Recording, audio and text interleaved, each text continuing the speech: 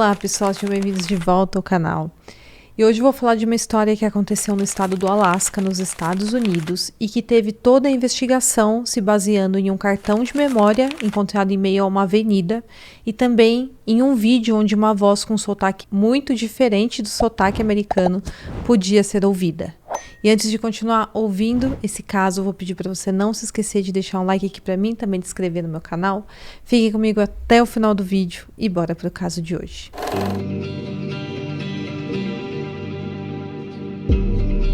Tudo começou em 30 de setembro de 2019, uma tarde aparentemente normal na cidade de Anchorage, no Alasca, nos Estados Unidos. Até que a polícia respondeu a um chamado na avenida Lake Oates Parkway. Uma mulher entrou em contato com as autoridades, relatando que havia encontrado um cartão de memória, um cartão SD, naquela avenida naquele dia.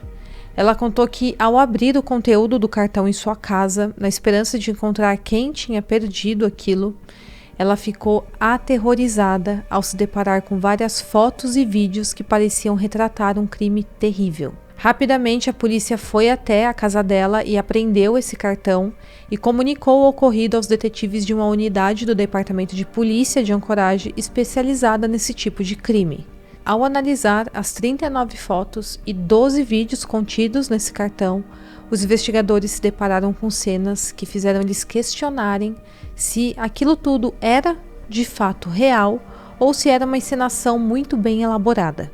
O arquivo no cartão SD estava rotulado com o nome de Crime no Midtown Marriott. E aparentemente eles tinham descoberto um crime que tinha acontecido em um dos quartos desse hotel. Os vídeos e imagens estavam marcados com data e hora a partir do dia 4 de setembro a meio-dia e 59.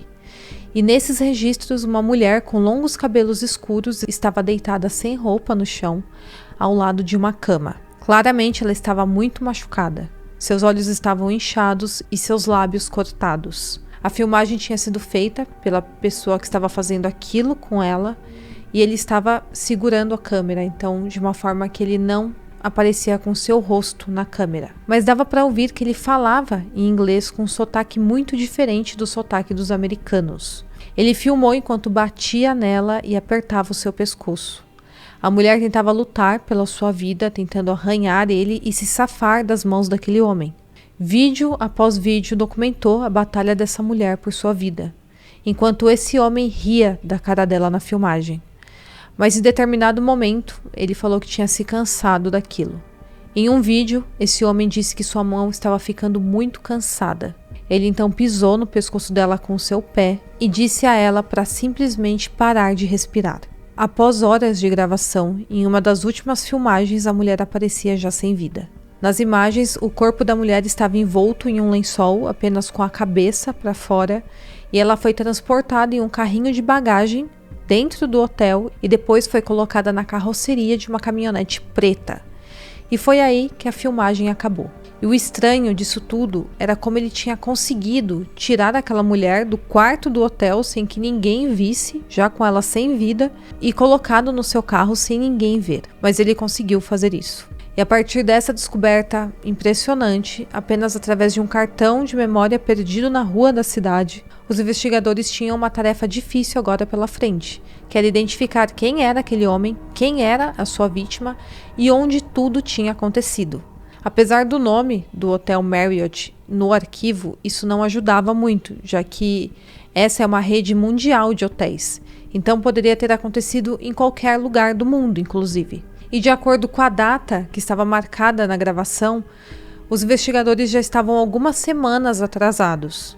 Tudo tinha acontecido no começo do mês, no dia 4, e o cartão foi encontrado no dia 30. Mas poucos dias depois, outra ligação foi recebida pela polícia.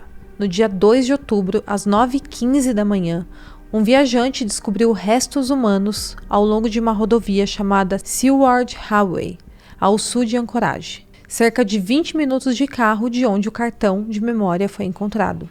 Um corpo de uma mulher foi encontrado em meio às árvores próximas ali dessa rodovia e os investigadores de cara suspeitaram que pudesse ser a mulher que aparece nos vídeos do hotel, mas ainda levaria um tempo para que conseguissem fazer essa identificação.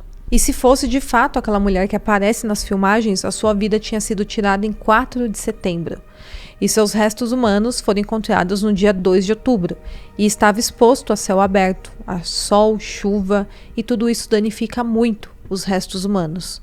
Com certeza tudo isso dificultava as análises forenses. E nesse meio tempo as buscas pelo criminoso continuavam.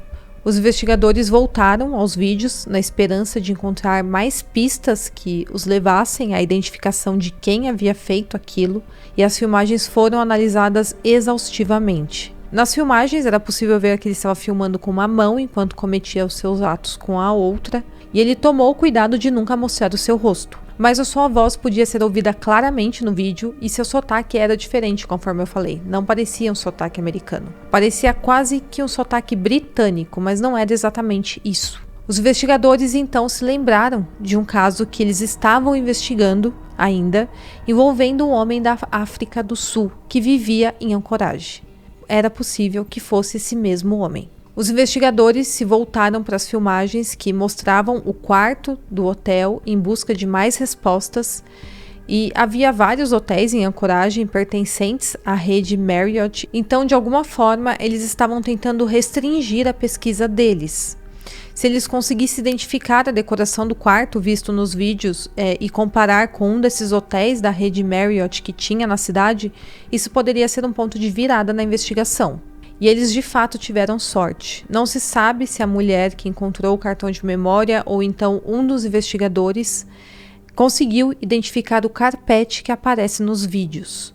O carpete correspondia exatamente aos carpetes que tem no quarto do TownePlace Suites by Marriott, que fica em Anchorage, Midtown, a cerca de 7 quilômetros de onde o cartão foi encontrado, no centro da cidade. A partir dessa pista, os investigadores vasculharam os registros de reserva do hotel, focando na data de 4 de setembro, a data mostrada nos vídeos. E então eles encontraram um nome muito familiar para os policiais, que era o Brian Steven Smith, um residente de Anchorage, imigrante que tinha vindo da África do Sul. E com isso, ele tinha aquele sotaque bem diferente. Claro que os investigadores precisavam de mais do que uma reserva de hotel para fazer uma prisão.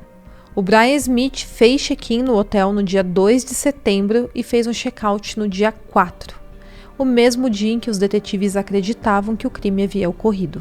Ele possuía uma caminhonete Ford Ranger 1999, igual à que foi vista nos vídeos. E quando os investigadores conseguiram um mandado para quebrar o sigilo dos registros do celular do Brian, eles descobriram que no dia 6 de setembro, o celular do Brian havia emitido um sinal ao longo da rodovia Seward Highway, a poucos metros de onde o corpo da vítima tinha sido encontrado. E então, com todas essas evidências juntas, era possível agora prender o Brian. Porém, ele ainda não havia sido localizado. No dia 8 de outubro, a polícia de Anchorage conseguiu identificar o Brian no aeroporto internacional Ted Stevens, quando ele estava voltando de uma viagem que ele havia feito para fora do estado. E então, finalmente, ele foi preso. Ele foi acusado de 8 crimes, uma acusação de homicídio em primeiro grau, 2 acusações do mesmo crime em segundo grau, 2 acusações de agressão em segundo grau e 3 acusações de adulteração de evidências físicas. Em comunicado divulgado à imprensa, os investigadores agradeceram ao público pela ajuda e também fizeram um agradecimento especial à mulher que encontrou o cartão de memória por ela ter feito uma denúncia a tempo da investigação localizar o Brian. Mas ainda havia algumas perguntas a serem respondidas. Quem afinal era esse Brian Smith e por que ele cometeu esse crime tão brutal? Também não tinha sido identificada até então a sua vítima e por que ele a escolheu, ninguém sabia. Brian Steven Smith nasceu no dia 23 de março de 1971, na África do Sul. Ele cresceu na cidade de Queenstown. Após a faculdade, ele se juntou ao exército. Em 2013, o Brian conheceu uma mulher 20 anos mais velha que ele, chamada Stephanie Bisland, por meio de uma comunidade de jogos online. Os dois logo ficaram noivos em setembro daquele ano, e a Stephanie era agente de imigração dos Estados Unidos. E o Brian, com isso, decidiu se mudar da África do Sul para o Alasca, em março de 2014. Em maio, o Brian e a Stephanie se casaram. De acordo com a Stephanie, o Brian era um ótimo marido. Então, quando os policiais apareceram em sua porta e começaram a fazer perguntas sobre ele e contaram sobre o que ele estava sendo investigado, a Stephanie ficou chocada. Eles falaram que já estavam investigando o Brian há algum tempo, na verdade muito antes dele ser ligado ao crime do Hotel Marriott. Enquanto a polícia fazia mais perguntas a Stephanie sobre o Brian, ela começou a juntar as peças. As inúmeras viagens que ele fazia supostamente sozinho, provavelmente era o momento em que ele fazia suas atividades sombrias.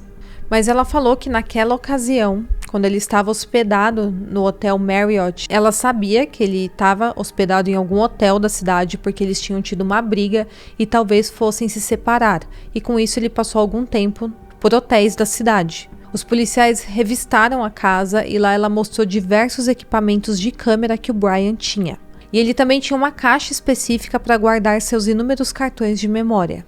O Brian era um cara que adorava se filmar e também filmar suas viagens, então ele gostava muito de fazer filmagens. A Stephanie então disse aos investigadores que em meados de setembro, o carro do Brian tinha sido arrombado por ladrões.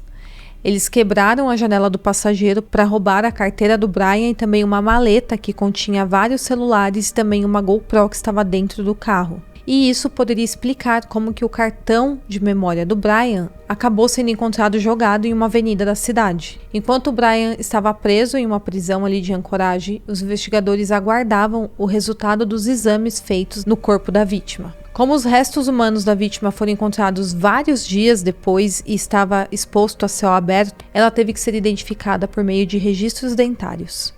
E então, em 10 de outubro, o Departamento de Polícia fez o seguinte anúncio. A vítima tinha sido identificada como Caitlin Jo Henry, de 30 anos.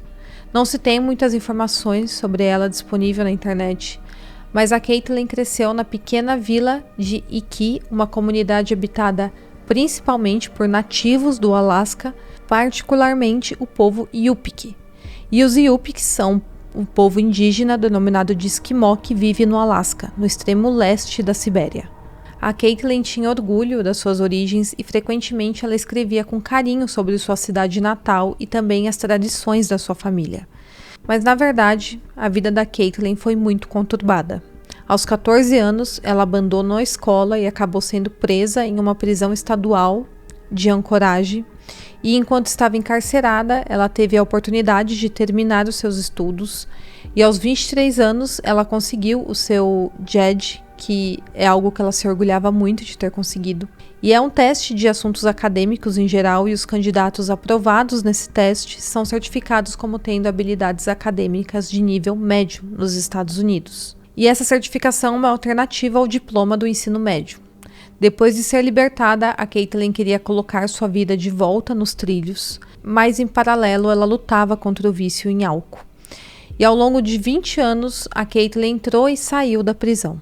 A Caitlin gostava bastante de usar redes sociais e em suas postagens no Facebook durante esse período ela desabafava sobre sua frustração de ter sido presa tantas vezes. Ela também falava sobre sua determinação para consertar a sua vida. Ela era uma pessoa que gostava de expor ali seu dia a dia nas redes sociais e ela sempre fazia postagens desabafando e também escrevendo coisas bonitas. Em junho de 2019, a Caitlin, já divorciada, foi mais uma vez liberada da prisão depois de cumprir 5 meses por uma acusação de agressão. Nessa ocasião, ela fez a seguinte postagem no Facebook, abre aspas, "De longe, a vida é melhor com liberdade", fecha aspas. Infelizmente, apenas 3 meses depois que ela foi libertada da prisão, sua vida foi tragicamente interrompida. Em 16 de outubro, o Brian Steven Smith se declarou inocente do crime. Ele se recusou a falar durante a audiência preliminar e preferiu que seu advogado entrasse na sala em seu nome enquanto ele permanecia do lado de fora. E, em paralelo a tudo isso, o Brian ficou conversando com alguns policiais. E durante essa conversa, ele revelou outras coisas que até então estavam ocultas. De acordo com o Brian, a Caitlin não tinha sido sua única vítima. O Brian disse aos detetives que, em algum momento no ano de 2018, ele tinha atirado na cabeça de uma mulher e tinha jogado seu corpo no meio de uma mata na rodovia Old Glen Highway, ao norte de Anchorage. Os detalhes que ele deu batiam exatamente com o crânio humano que a polícia tinha encontrado na região em abril de 2019. Com as informações fornecidas por ele, a polícia conseguiu identificar os restos humanos. E esse corpo foi identificado como sendo de uma mulher chamada Verônica Roseline Abelchuk, de 52 anos. Assim como a Caitlin, a Verônica também fazia parte da comunidade Yupik. A Verônica adorava passar o tempo livre com a sua família e era conhecida por sua bondade e generosidade. A Verônica acabou se mudando para Anchorage, onde criou seus 4 filhos. Na época dos fatos, a Verônica já era avó e é dito que ela amava muito sua família. Mas a vida da Verônica, ela também não foi isenta de coisas ruins. Em 2005, a sua irmã Marta foi encontrada muito ferida em um parque da cidade e ela tinha sido deixada debaixo de uma mesa de piquenique que tinha nesse parque. A Marta tinha sido agredida por alguém e ela foi levada ao hospital, mas não resistiu aos ferimentos. O seu caso permanece até hoje sem solução. Essa perda atingiu fortemente a Verônica e também toda a família, e a falta de resposta para esse caso foi devastadora para todos. Em 2018, a vida da Verônica também acabou mudando drasticamente. Não se sabe se talvez por algum vício, mas de acordo com a sua família, a Verônica virou uma sem-teto. Isso não parecia incomodar muito a Verônica. Na verdade, ela disse aos familiares que gostava de viver daquela forma. E ela já tinha passado por períodos em que não entrava em contato com a sua família durante um bom tempo, mas ela sempre acabava voltando. Mas quando os meses se passaram e a família da Verônica não teve mais qualquer notícias dela, eles perceberam que tinha algo errado. Eles então ficaram sabendo que a Verônica não havia sacado o cheque que ela recebia do Estado, que era sua única fonte de renda, e então sua família ficou bem preocupada com o que poderia ter acontecido com ela. Em fevereiro de 2019, a família da Verônica registrou uma denúncia do desaparecimento na polícia de Anchorage, mas como fazia muito tempo que ninguém a via, era impossível dizer para onde ela poderia ter ido.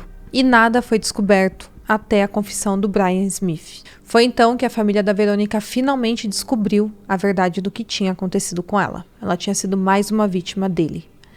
Não se sabe como o Brian chegou a essas mulheres, mas infelizmente, a partir desse encontro macabro, elas tiveram suas vidas brutalmente interrompidas. Em 17 de outubro, o Brian foi indiciado pelo crime também contra a Verônica e hoje ele está preso sob fiança de $2 milhões, enquanto seu caso segue em andamento pelo sistema judicial.